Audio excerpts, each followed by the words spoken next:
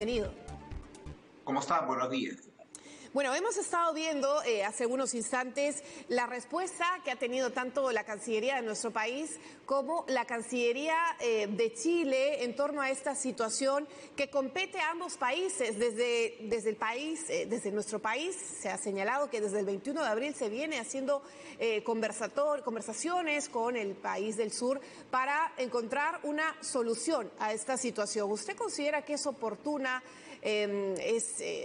hay asidero en lo que se viene desarrollando? Porque hasta el momento no se ve una solución tangible. De hecho, ya se ha convocado al canciller de Chile porque se señala no se está dando apertura a estrategias claras, sobre todo desde el país del sur. ¿Cuál es su lectura ante el proceder que está teniendo la Cancillería peruana?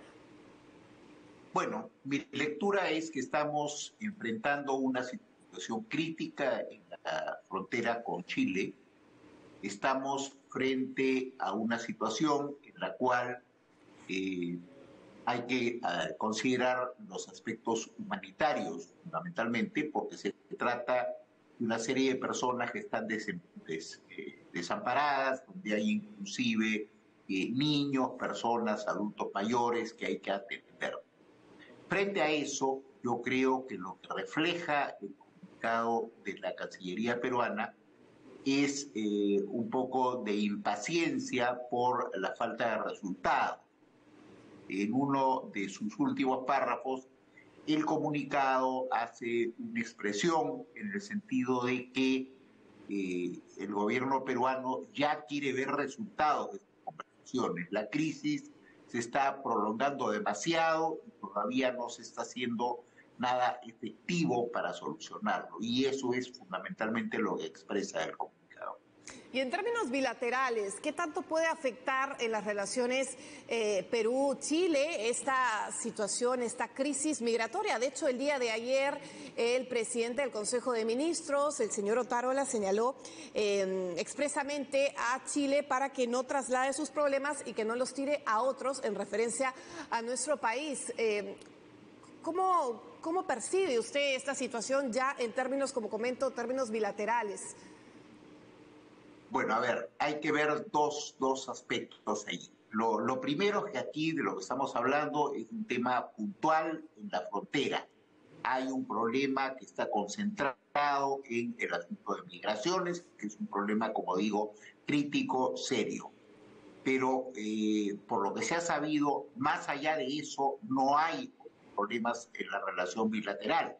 En consecuencia, yo creo que está en el interés de los dos países en tratar de focalizar este problema, de no permitir que este problema afecte otras áreas de la relación, pero al mismo tiempo hay que resolver este asunto de la manera más rápida, efectiva, práctica.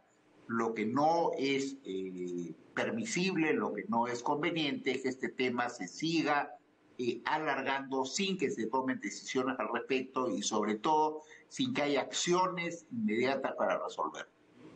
Bueno, se deslizan algunas soluciones, algunas posibilidades frente a esta situación, como un corredor humanitario que no solamente contemple Perú, Chile, sino los países de tránsito de retorno a su país, porque claro, muchos de estos ciudadanos que se encuentran varados en esta frontera quieren retornar, por ejemplo, a Venezuela. ¿Cómo se podría implementar, hacer tangible esta iniciativa?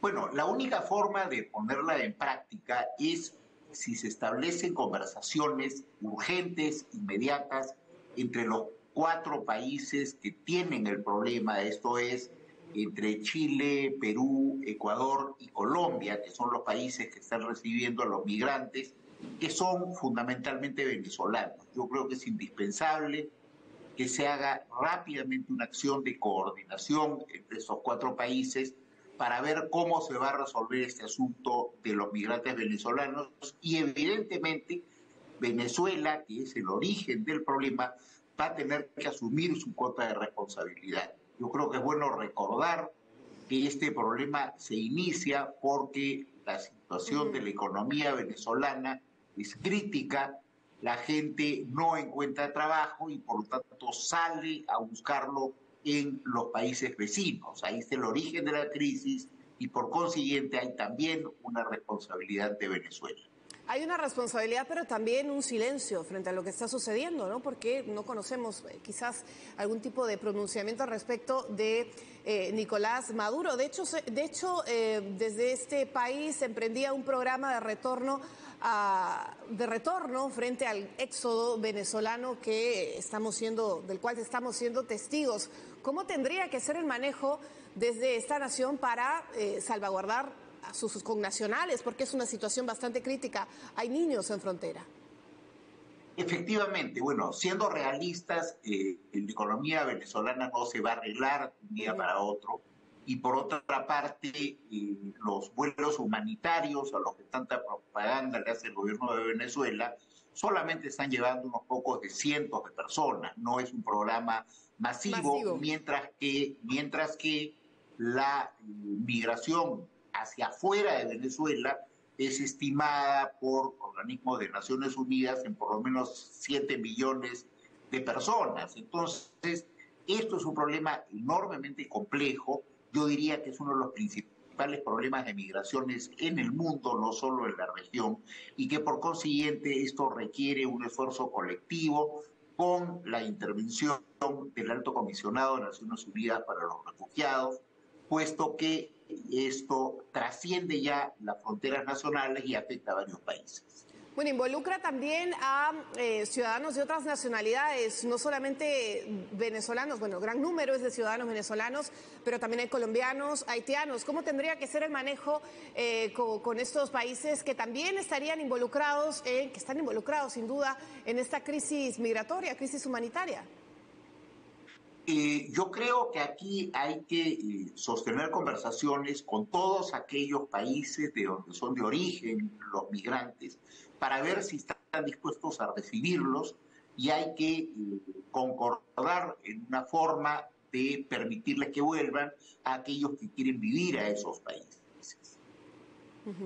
Bueno, se han anunciado medidas, ¿no?, frente a esta crisis, como el despliegue de las Fuerzas Armadas para mantener la seguridad en nuestras zonas fronterizas. ¿Usted considera acertadas las medidas que se están emprendiendo desde el Ejecutivo para este problema puntual?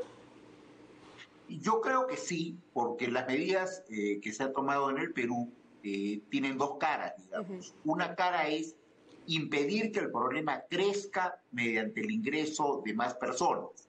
Eso es a lo que apunta la, como se llama popularmente, militarización de las fronteras. Es tener una vigilancia mejor para impedir que entre más gente y por lo tanto que el problema se agrave. Ese es un aspecto. Pero el otro aspecto que también hay que destacar es que se ha aprobado medidas para permitir la regularización migratoria.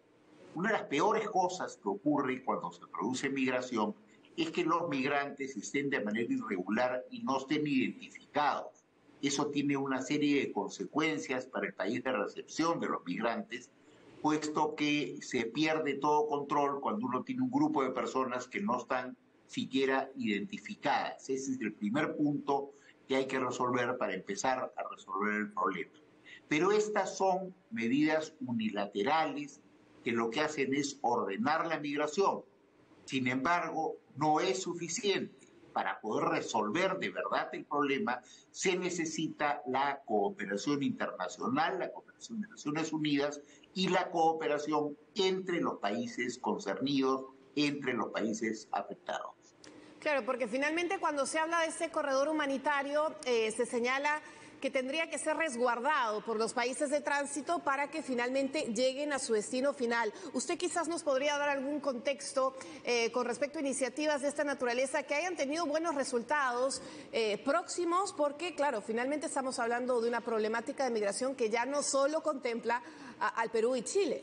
Bueno, albergamos en número alrededor de 1.600 ciudadanos, 1.600.000 ciudadanos venezolanos en nuestro país, pero es una situación que involucra a toda la región en general.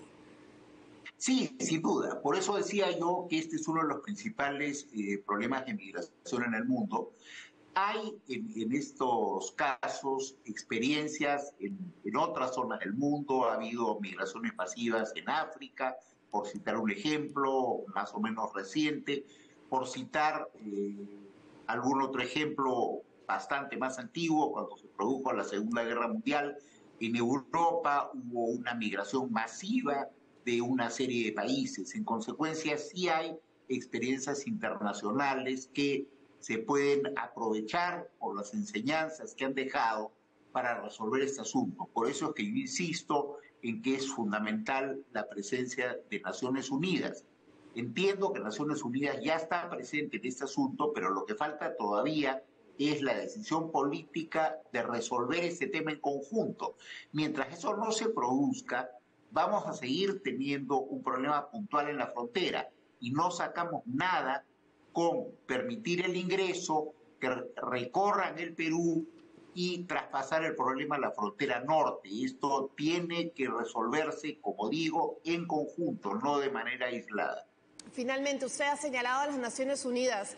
¿Qué tipo de papel activo tendría que cumplir este organismo de darse este corredor humanitario? ¿Cómo funcionaría en ese aspecto, por favor? Para tener claro este planteamiento que, bueno, ya se señala incluso autoridades de Chile, autoridades del Perú también.